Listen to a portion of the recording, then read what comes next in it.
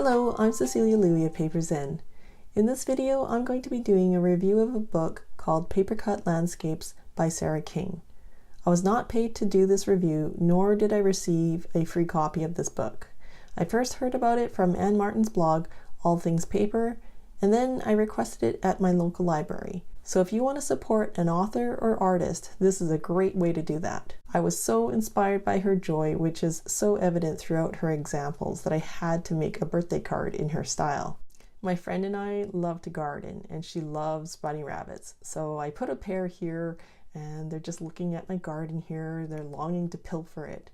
Sara uses pencil to draw her sketches, and then she thickens up the lines. So I started like that, and then I used a Sharpie to get a consistent line thickness. Then she cuts her template out of white cardstock. I use this Strathmore cream with deckled edge. It's probably a little thin, but since it's a greeting card, I figured it's okay.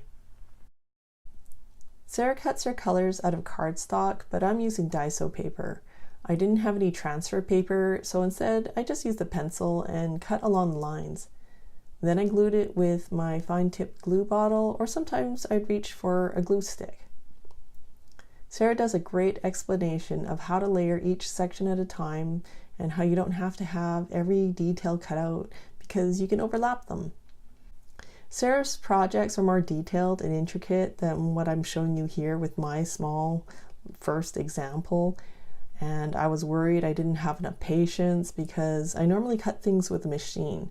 But I kept getting drawn to her book, the warmth of her images that were obviously handmade, so I just had to give it a try.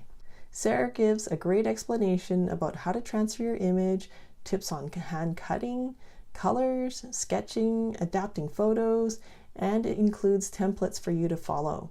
So I give this book a huge thumbs up. As a fan of paper, I hope you're as inspired to play as I was. Let me know in the comments below.